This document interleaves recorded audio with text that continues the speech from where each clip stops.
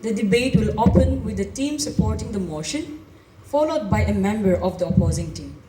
Quick demo on the table which will indicate time for warning bell. And for final demo, the opening speaker, chosen by draw of lots from each team, will get additional time, 4+1, warning bell at 4.5 minutes, and to set the tone for the debate in affirmation or negation of the motion as the case may be. The duration given to each speaker will be 4 minutes, warning bell at 3.5 minutes. Negative points may be rewarded for violating the established norms of the debate. Debaters must not read their arguments. Exceeding the time limit will result in negative marking. The decorum of the House has to be maintained by all the debaters.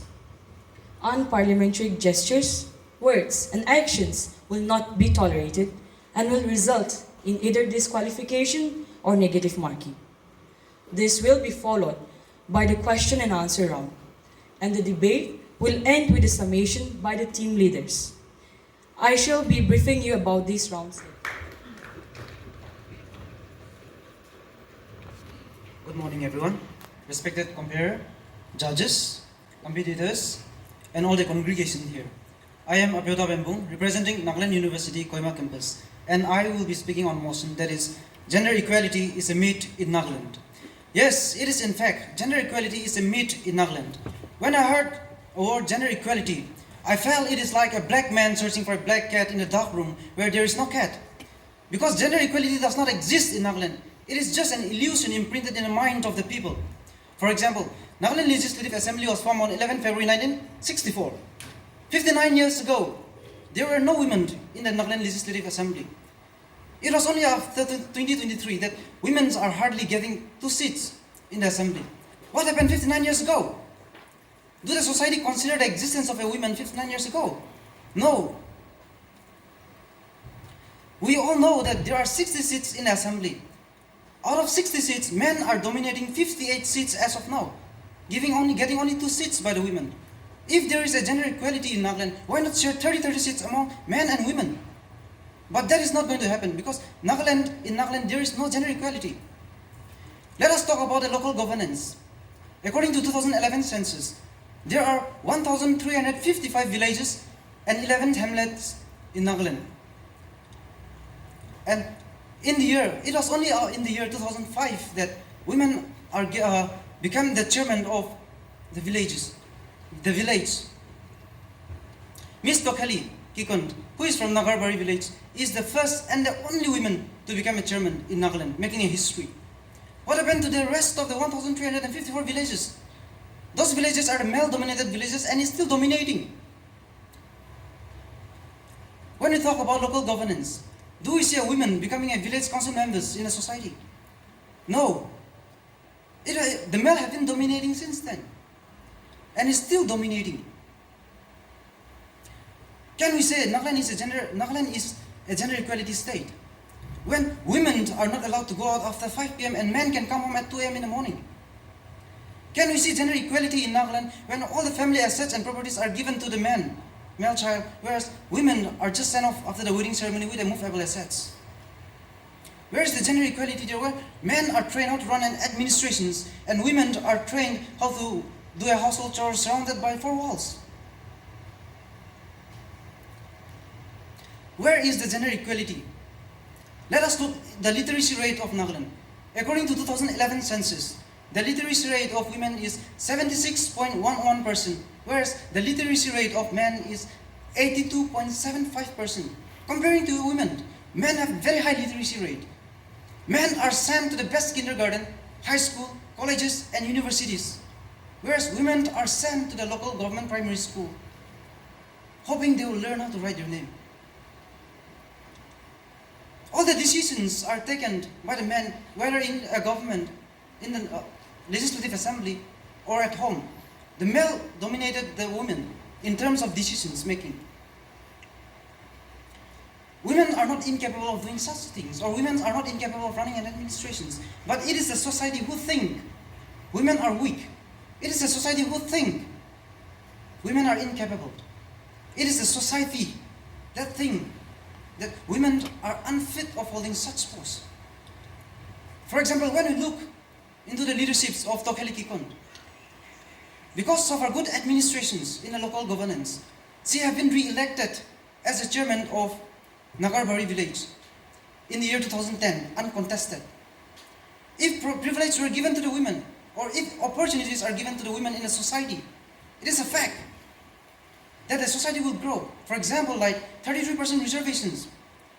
If 33 reservations have been promoted and if it has been implemented, Nagaland will be a better state. Nagaland will grow in terms of governance or in terms of education and statistics. Therefore, I conclude my speech that gender equality does not exist in Nagaland. Thank you.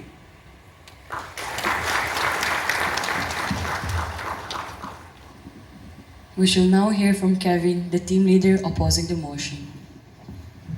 A really fine morning to one and all, respected moderator, panel of judges, and my opinion and everyone present here. I am Kevin of Livingstone Foundation International College, and I hereby stand for the team against the motion, being their leader. And on the topic of today's debate, gender equality is a myth in Nagaland, which I strongly oppose, which is not. Introduction. Gender equality. So what is gender equality? Every individual in the society have the right to live their life accordingly to what he or she wants. Every gender in the society has the right to assist the resource available in the society like every other gender does. When we talk about Nagaland in context of Nagaland, Nagas, men, are proudly known for respecting their women with care and love. So where is the gender equality here? It is the historical imbalance that the past years that women have been treated badly, that today's generation women are trying to bring up this issue and make this a big issue out of gender equality in the society, which I strongly believe it is not. Why? Because when you see in our state all the autowalas or where the rickshawalas or the people who come to your house to clean the dirt that you pollute in the areas are all men. So where is the gender equality there? This kind of things we don't stop women to do, but it is your capability of doing things as a gender. As we men, we have our limits to do, and as you women, you have your capabilities to do. We can also see in the recent general election where 2 women candidates were contested in the general election and also won in their respective constituency. I believe in their constituency, the people were not only women, but also men who put them forward and supported them. A woman to lead a man's life and guide them in their constituency. So where is the gender bias there?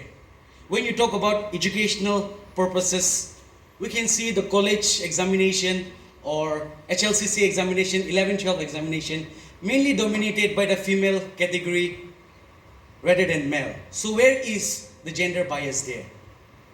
If I happen to ask you, these women today, in today's generation, they bring up a little small topic by hiding the grassroots level issues and make this a very big issue in the society, saying it is gender inequality, but which I believe it is not. Pangon Konyak, the present member of parliament of representing Nagaland in the parliament house, she is also a woman. If there was gender inequality, then this woman wouldn't be placed in higher position that they are in right now. That's a really big thing to think about. The best example I can give you is all the women out here who are debating today, and all of you wearing uniform, the women, coming to an organization, educational organization, and taking education, the same education received by us men. So where is the gender inequality there? I'm sorry to offend you, but if there was gender inequality in Nagaland, then you wouldn't be here. But you would be at your home waiting for your brother to come from college, waiting for your dad to come back from work, and helping your mom with household chores. So I am Kevin of Livingstone Foundation International College, and I hereby conclude my speech by saying that gender equality in Nagaland is not a myth. Thank you.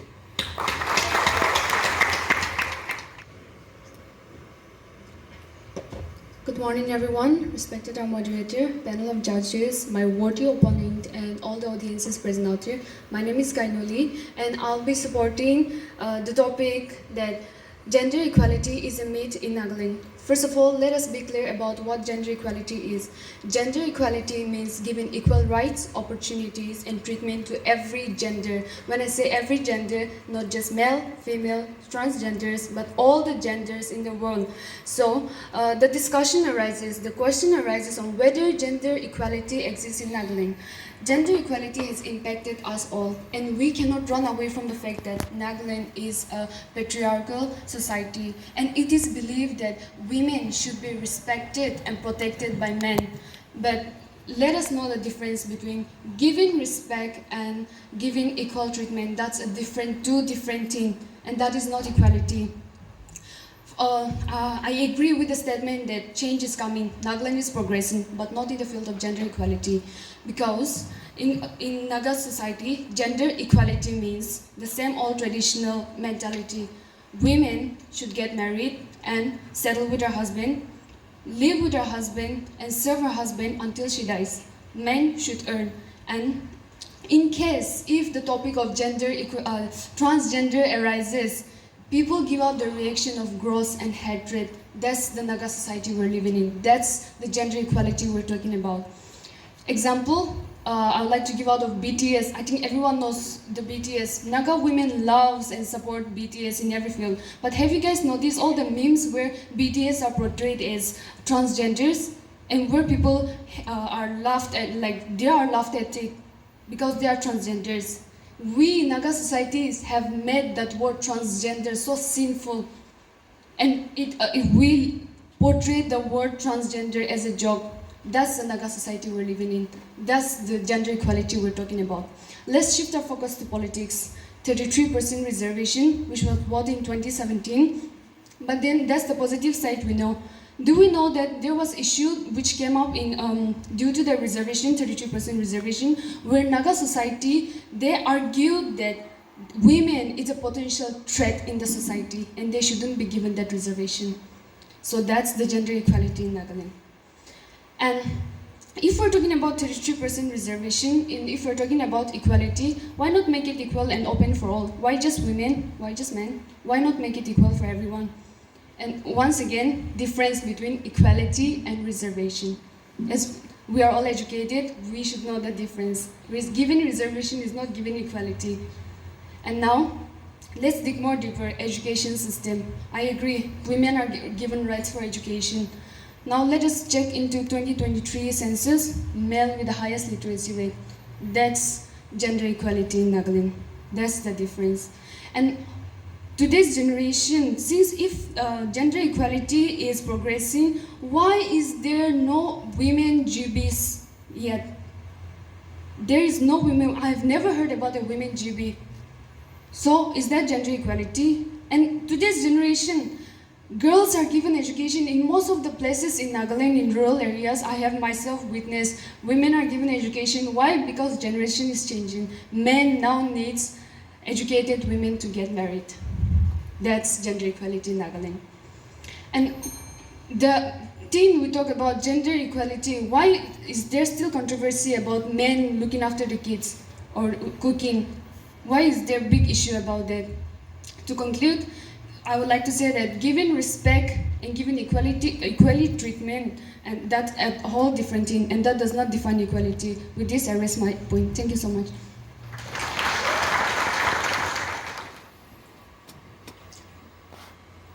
A very warm good morning to everyone, respected judges, and all the participants, and all the audience here.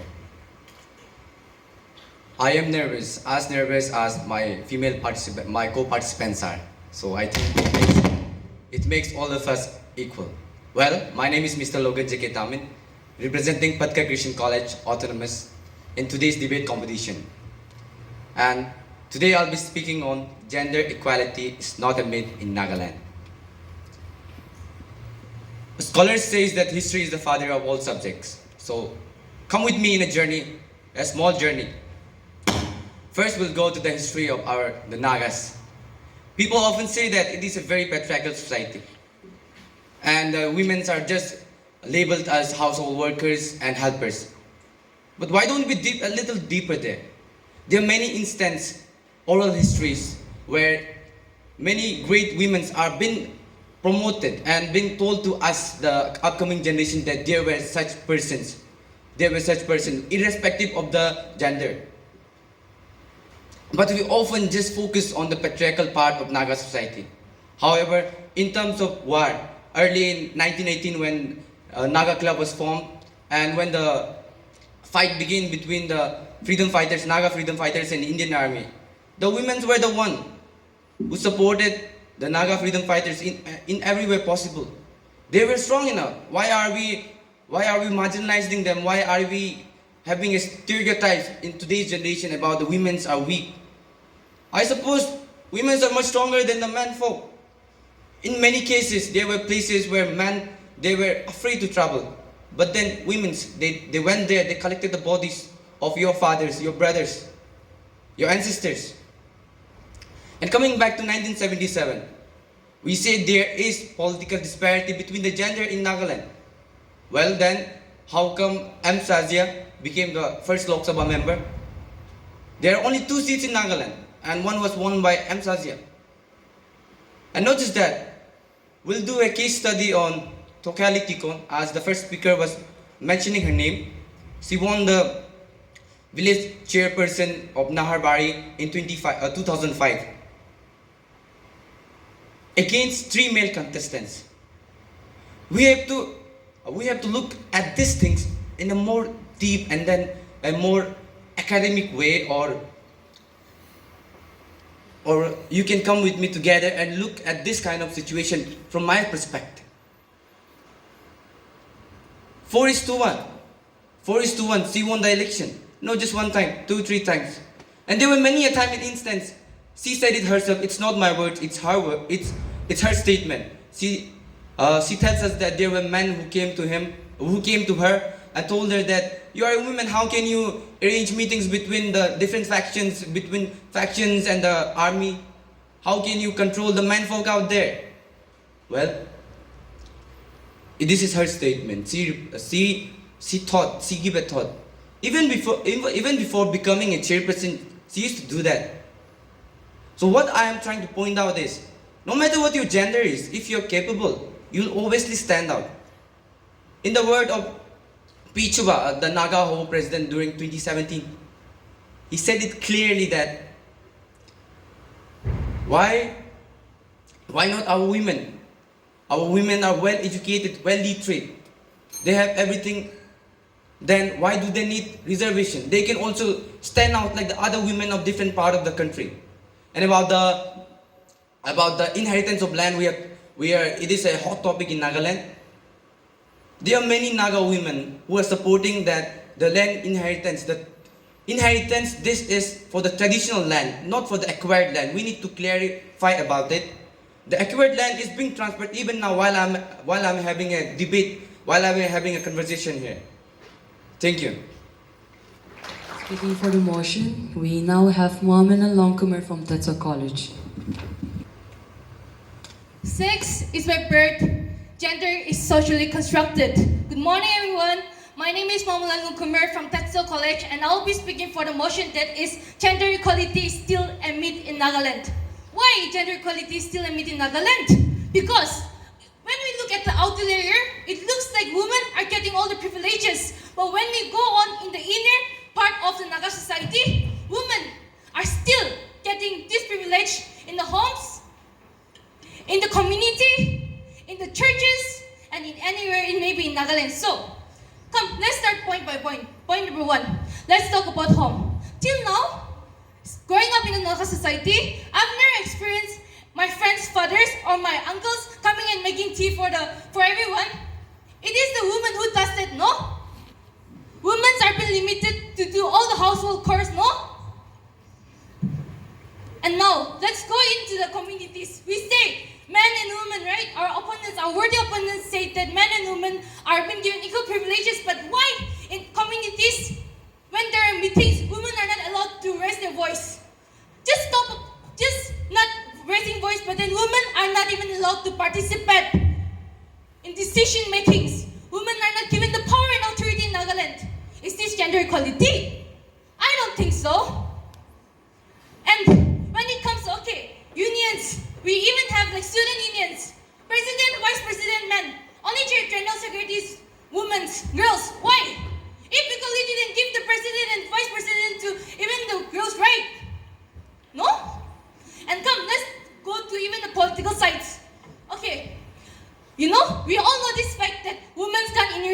Nagaland.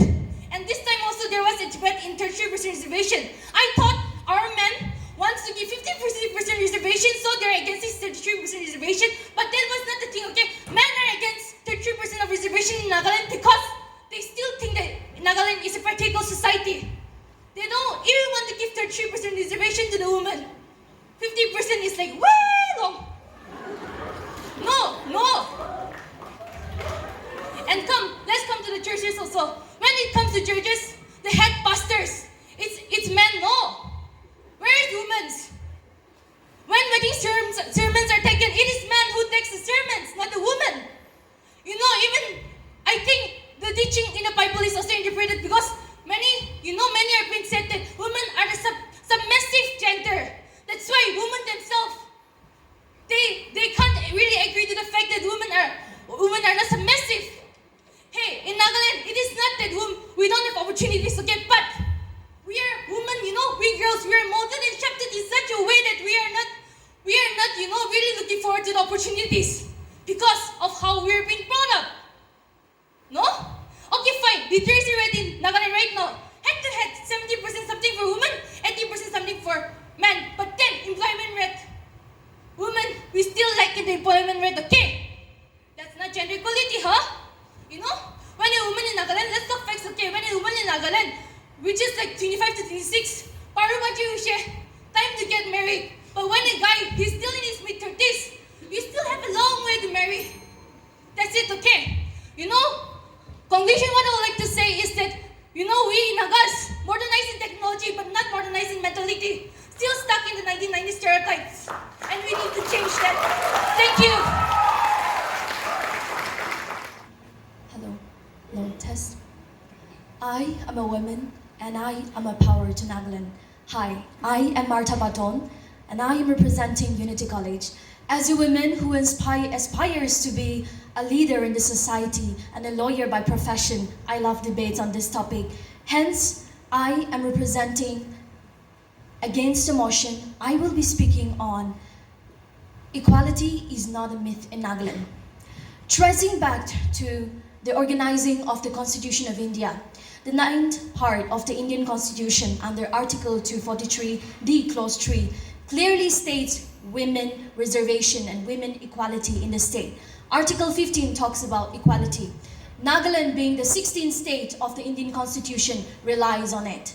You see, Municipal Act 2001, reservation of women in the local bodies, amended this act on 2006. Hereby stands today, women are excelling. A lot of my opinions, worthy opinions, we're talking about the historical backgrounds. So let us go back there and encounter them. If you check the historical background of the Nagas, we were not even Nagaland, but Naga Hills.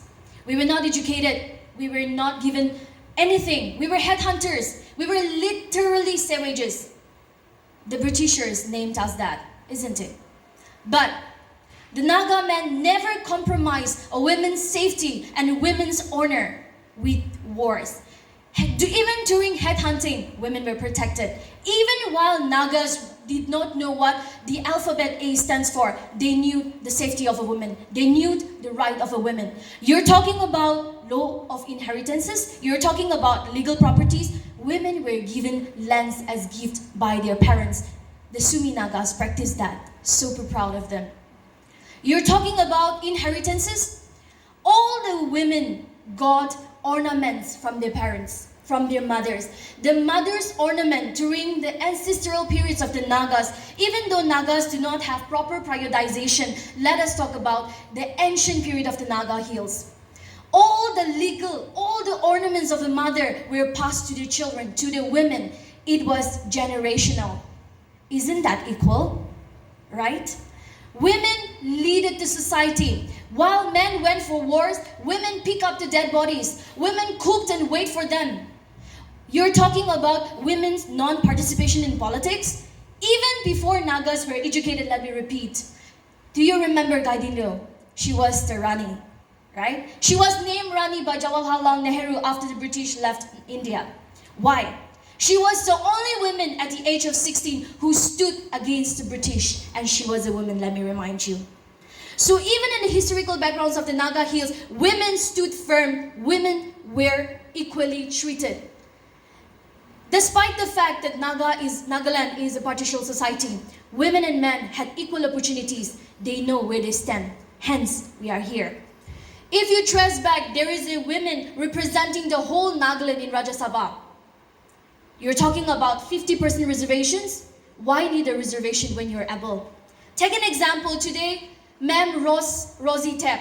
She's a woman. The moderators are women.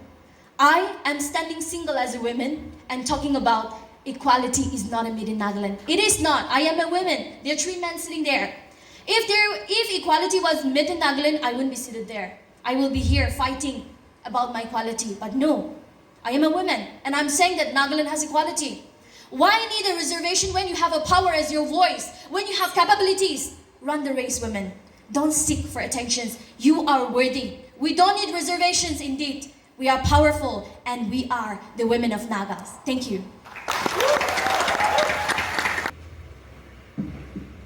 Hello.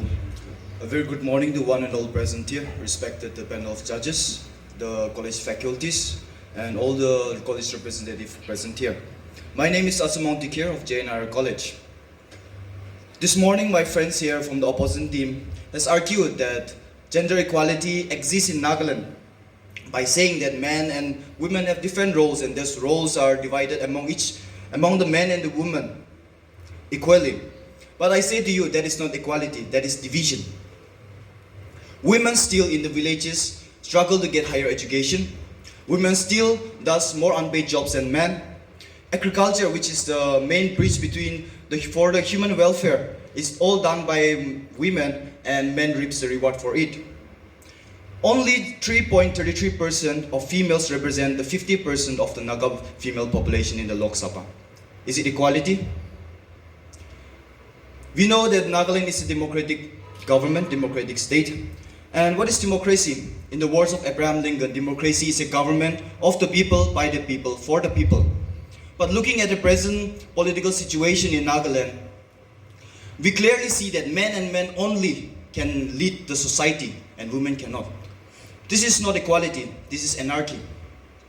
And we see that women dance, we see that the Naga tradition says that man leads and the women follows. This is not equality, this is oppression. And looking back at the history of the Nagas, the women have been the caretakers and the men have been the leaders. But is it true that when we look at the history, we're talking about the history that the women have been doing? The recent Lok Sabha, the recent Rajya Sabha members, that is a Konyak woman, she has been elected only after 45 years without any single woman being elected. And the recent two elected members of the State Assembly have been elected, only 2% out of 60 members. Politics is such a dynamic platform that things from war and things from sanitation to war have been discussed. So is it fair that only 2% out of 60 members are women? And only after 45 years, there's only one Rajya Sabha member that is a woman. And there is literally zero female members in the municipal corporation and 33 town council. There is no woman in the present situation. There is no woman in the municipal corporation and in town council. So men have been given enough time to lead the society, but it has been leading the society in a downward direction. Instead of progressing, we are going down. The Naga societies, we are being morally degraded. The very moral tradition that our forefathers have preached, honesty, integrity and valor, are all vanishing. Now, the men have been given enough chance to lead the society. Now it is high time for the women to realize that their participation in the politics is really a must to revive the past glory of the Naga society. Now, today I want to raise a motion that 33% reservation is not enough. Raise it to 50%. And I say that the women revive the past glory of the Naga society. So I conclude my speech here. Thank you. And we finally have Timpia Konyak from Tetso College who will be arguing against the motion. He is a failure participant and we are thankful to him for helping us balance the number of participants on both sides. First of all, a very good morning to everyone. Today I'll be speaking against the motion, which means I'm going to support gender equality, which I totally do.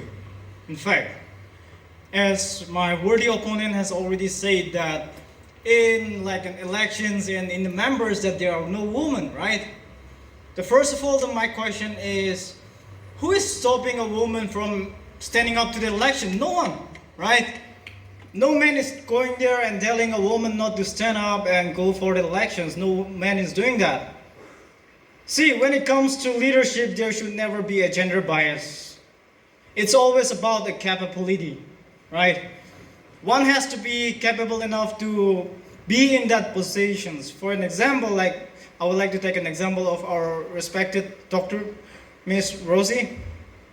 See, for an instance, she is capable enough that today we have heard that she has launched a book, right? I don't think that there is we can never make an argument that there is no gender equality in Nagaland. We can never do that. And my worthy opponent has also said that women are meant to be at kitchen, right? First of all, I would like to say that in our Naga society, there are many women who is bringing a bread to the families, and men are just sitting at home, right? Which means that women are more stronger than the men, right? And also, when it comes to educations and every field, in which field women is not involved, whether it be in politics, whether it be like a civil servant, whether it be a laborer, everywhere the woman can be found. And even the good leaders are women in Naga society. Now, as my fellow members have already mentioned, the two elected members that in 2023 elections that we have seen, we can see it. Why are they in the elections? Why are they elected? Because they are capable. So, to all the women, and when we talk about this gender equality, it's all about your capability. If you are capable enough, you are ready to stand up. And also, last but not least, when we talk about teaching here in Tetso itself, we have more female. So, by that, we can assume that there is no gender equality. We can never make an argument that there is no gender equality in Nagaland. Thank you. Well, that was the end of the first segment of our debate. We shall now have the question and answer segment. Judges, please note that the marks are not rewarded for this. Each team now will get the chance to ask 2 questions to the opponent team. The question must be to the point, short, direct, and not in the form of a statement. Anyone from the opponent team can answer the question in 3 minutes. Warning bell at 2.5 minutes. Since my worthy opponent has given out the points that there is gender equality in Nagaland, then why is this conversation still about men and women only? What about the other genders?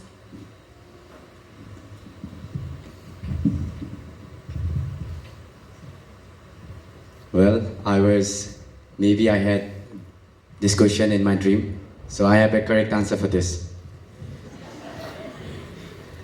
According to scientific studies, this is a very recent studies. There are more than 1200 genders in the world. So if you're talking about gender equality, whose equality are we talking about? Are you being too hypocritic? Are we being too hypocritic by saying that there should be gender equality and this gender should include all these 1200 genders? There are different kind of reservation. Example, in a train, gender, age-wise, gender-wise for male and female. And now if you're including the equality term for every gender, 1200 different sections of reservation for 1200 different kinds of people. Can you imagine that? Well, I believe this question poses no importance when there is more than ever-growing gender in the present day society. Thank you.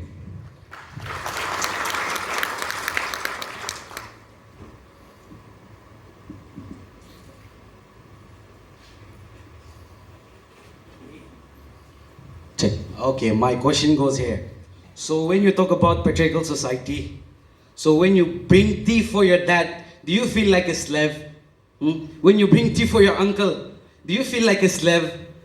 This is some tradition that we have been following. This is out of respect for your dad, uncle, because you're his daughter and he is your father.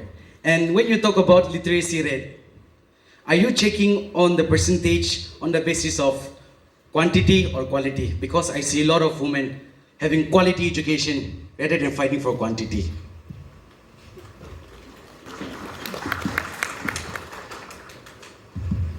Speaking of which, talking about tea, it's not about bringing tea. It's about who is making the tea.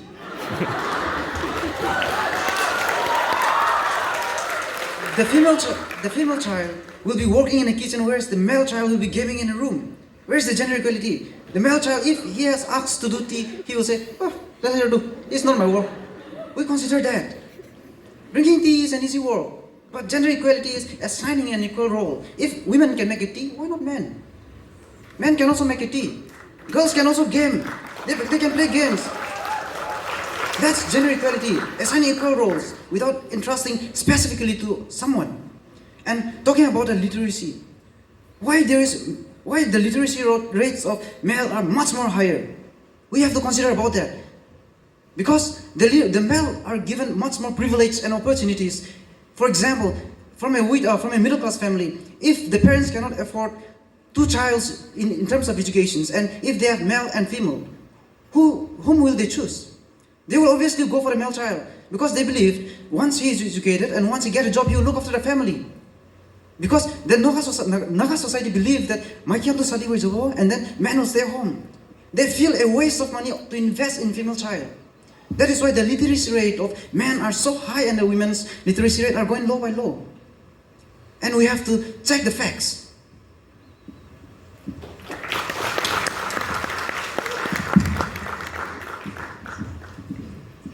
Okay, the second question is, see, you think that there is gender equality in Nagaland.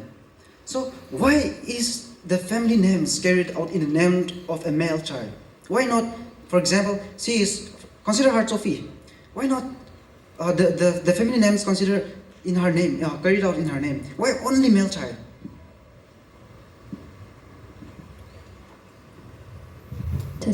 Thank you for the question. Before answering the question, I would like to really clarify one point. Making of the tea, by the way. Whoever knows how to make will definitely make it. I'm sure women are better in doing that. Well, coming back to your question, thank you. The problem or the controversy. Nagas, we are very less populated, and in spite of working on the development of Nagaland, we are digging out loopholes and working on them. But let me remind you, as a woman, I am privileged to run 2 homes. I also take a responsibility of my family. As the only daughter, I am the responsibility of my parents. I stand for them. And as a woman, I also have a privilege to have another home as I marry. So therefore, by birth, I carry Martha Baton as my dad's responsibility and as my dad's empowerment or my dad's, pride. But as a woman, I will have another name, and therefore, before I get married, I am sure that every woman will do it for their father. But as a woman after marriage, I will definitely make sure that my husband has an amazing wife, and I will therefore respect him. And about the names, it depends on individual. It is not that every woman has to have the name of a husband. If you want to add, you can add. Therefore, I am manifesting not to remove my name, but to add. Hence, it differs from people to people. You cannot take that hint and name it as gender inequality. We really need to stop digging out loopholes and make Naga society more complicated. Thank you.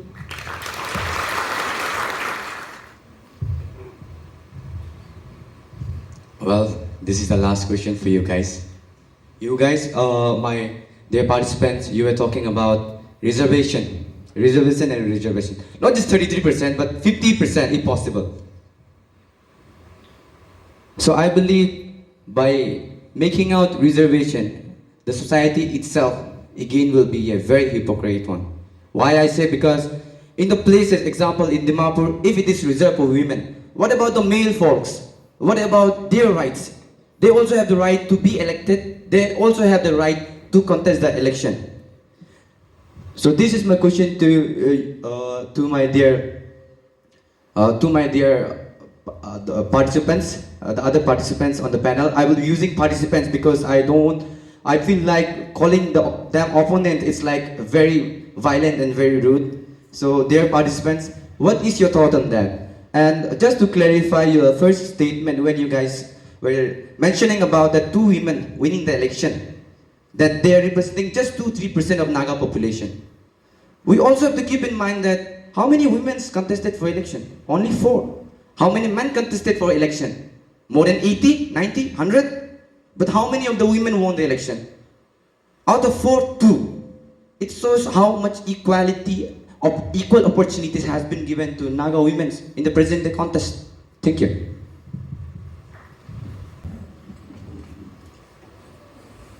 Thank you for the question. The question is, why make it 50 instead of 33? Now I say, Excuse me, there is a little bit misunderstanding on the question. The question is, what about the rights of those men where this reservation will be applied? see, the men in the Naga society or in any society have been enjoying these responsibilities, these privileges for a long time. The women have been restricted to the 4 walls of the kitchen. By birth, they have been assigned names. After marriage, they have been assigned names. And slowly, by making tea, for washing clothes, for washing the dishes, slowly it becomes a habit and it becomes implanted in the minds of the women. And that is the reason why the women, they don't try to express their thoughts freely in public, because they have been confined in the 4 walls of the room. And that is the thing that we are here to discuss, that we should not let the women stay in the room, or even we should let the women be free from all these social stigmas. We should tell that not only a man, not only a woman can wash the dishes, but everyone can wash the dishes, everyone can help each and every one. We can help each other to grow together, we can each help each other to cook, we can help each other to wash dishes and everything. These small steps will, as we know that the tiny drop of water makes a mighty ocean. So the small steps will lead to a greater achievement for the women in the society. The small steps, when we teach the boys that it is okay to wash dishes, it is okay to be feminine, it is okay for the women to be more masculine than the man, it is okay. Because not every man and woman is equal, not everyone is equal, no man is equal. No man is the same and no woman is the same. And we have variety of characters and we have variety of talents. So we should discover this variety of talents, not to normalize or not to generalize specific type of conditions or specific type of situation for the women. So my answer is that I'm not asking for 50% reservation, or I'm not asking for the 33% reservation. What I'm saying is that we should give equal opportunity to the women and equal opportunity to the men, so that they can grow and so that we can make our society a better place. Thank you. Really warm morning again. I am Kevin of Livingston Foundation International College, and I here stand by now to end this debate with a conclusion from the team against the motion. The topic which I said before about the making tea has really offended some people, I guess. But saying this, when a woman is asked to make tea or sit in a four-sided wall, it is her choice. If you want to go out and make tea, or if you want to go out and do something else. We're not stopping you from doing anything, first thing. Secondly, I just want to say that we should now consider at the present situation that we should more think about the development of Naga society instead of saying that male and female should get this and that and that. But when the development comes, it's all about equality and everyone is equal in Naga society, I believe. I believe my mom, when she wakes up in the morning, she makes tea for us. Even my dad does sometimes. Why not? It's not about my mom has to do it. My mom goes to office as well and my dad goes as well. My dad didn't stop my mom from going to office. My dad didn't say stay home back and make tea for all of us when we come back. But my mom, as a female in the present situation, She has full right to go out and work. She has full right to take education. So where is the gender bias there? So I stand here to end my speech and conclude everything by saying that gender equality is not a myth in Nagaland. Thank you. Okay, with respect to my oppositions, see, we are talking about Nagaland, not India. Why Jawaharlal Nehru brings? We Naga knows Rani Gaidinliu ahead of Jawaharlal Nehru, but who considered Gaidinliu as Rani before Jawaharlal Nehru? Why? We know her before the Indian even knows her. We can consider her Rani even before Jawaharlal Nehru mentioned her Rani, right? But we Naga won't do that, because it is a shame from our part if we consider a woman a Rani and no Raja in Nagaland. See, considering the facts, in the recent elections, in Dimapur constituency 3, one man, one woman were beaten up by a group of guys just because she is campaigning. Imagine if a woman go for election. How can a woman be free when men are treating the women like that?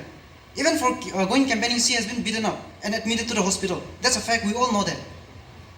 Women are not giving a liberty. The word equality is just a lipstick stain stuck in the tips of the tongue. It is not implemented. It is just a saying. Who amongst the family will promote the women? Suppose, imagine in a family, the head of the family, the man saying, "You go for election, I'll support you." Do we think the society will support her? Until and unless she is a rich lady. Until and unless she have lots of money to give, or she have something in return to give. Whereas men, we are just really welcome to promote whatever he wants to do or wherever he wants to go. We are living in a society that women are completely dominated when it comes to decision making by the male. That is a fact. And that is why women were not able to sign in the past and is still not able to sign to their full potential even in the present. Therefore, we can come to conclusions with a saying that gender equality is just a myth. It's just a saying in Nagaland.